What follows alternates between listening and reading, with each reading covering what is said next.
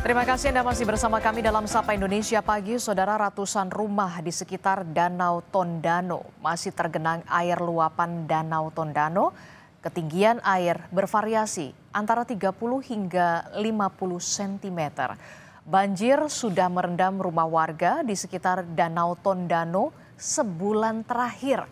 Warga Kelurahan Kiniar Tondano Timur, Kabupaten Minahasa mengaku banjir kali ini merupakan yang terparah yang pernah dialami. Genangan air yang masih tinggi mengakibatkan warga sulit beraktivitas.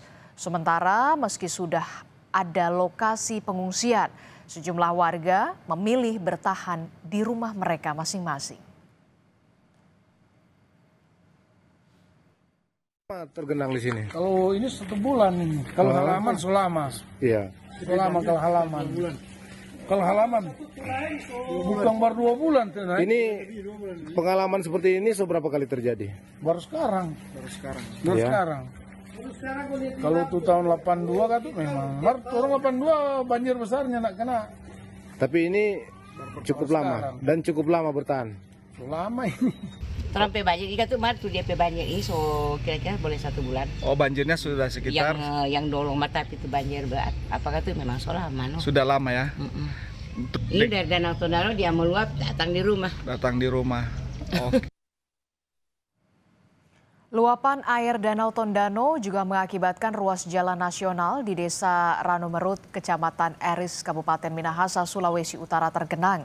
Hal ini menyebabkan akses transportasi warga terhambat dan arus lalu lintas terpaksa dialihkan ke jalur alternatif.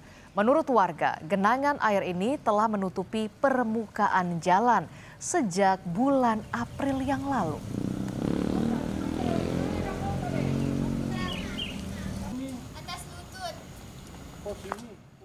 Kita pantau situasi terkini dari banjir di Minahasa, Sulawesi Utara yang sudah berlangsung 1 bulan lamanya. Kita tanyakan kepada jurnalis Kompas TV, sudah ada Yana Mike Singgal yang berada di lokasi. Yana, selamat pagi. Saat ini di tempat Anda melaporkan di mana dan bagaimana kondisi banjir di sana ketinggiannya?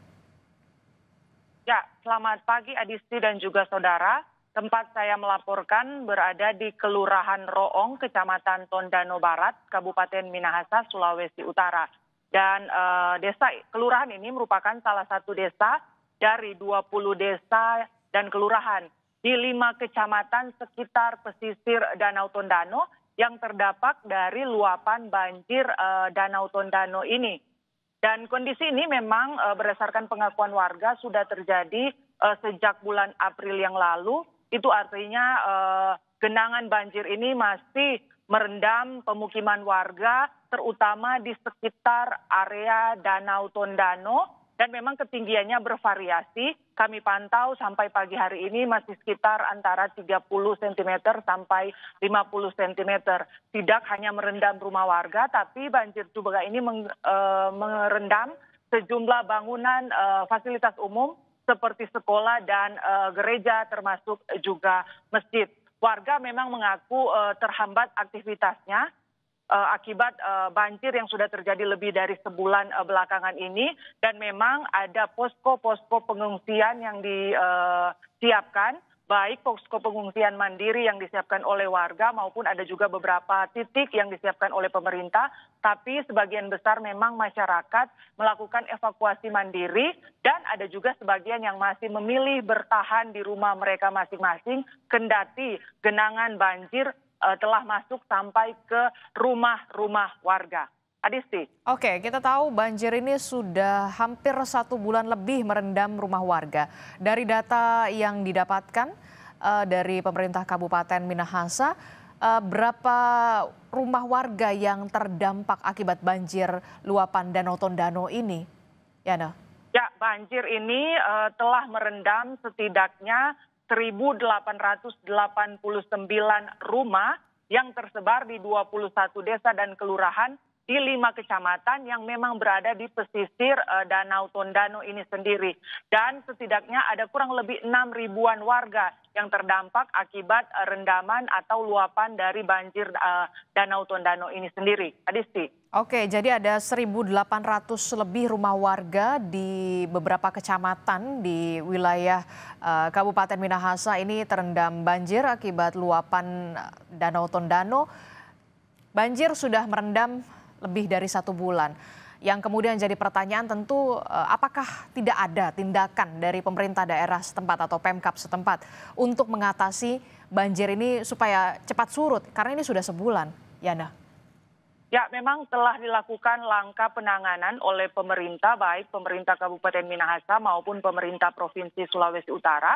Salah satunya dengan melakukan pembukaan pintu air PLTA Tonsea Lama sebagai salah satu upaya untuk membuat penurunan volume air di kawasan pemukiman warga. Tapi memang belakangan, 1 bulan belakangan ini intensitas dan curah hujan memang masih cukup tinggi di wilayah Kabupaten Minahasa. Dan ini membuat volume air terus bertambah, sementara hanya ada 1 pembuangan atau tempat pintu air yang menjadi area tempat keluarnya air di Danau Tondano ini sendiri. Selanjutnya, selain membuka pintu air, pemerintah provinsi juga berkoordinasi dengan lintas sektoral akan melakukan pembuatan sodetan di sekitar pintu air PLTA Tonsea Lama sebagai upaya untuk melakukan pengurangan volume air, terutama di kawasan pemukiman warga yang selama ini sudah terendam dengan banjir. Adisti. Oke, tentu saja kita nantikan langkah cepat yang harus dilakukan oleh pemerintah Kabupaten Minahasa karena lebih dari 1.800 rumah warga sudah terendam banjir bahkan lebih dari 1 bulan lamanya dan tentu ini menjadi perhatian khusus dari pemerintah Provinsi Sulawesi Utara ke depannya. Terima kasih informasinya. Jurnalis Kompas TV Yana Mike Singgal melaporkan langsung dari Minahasa, Sulawesi Utara.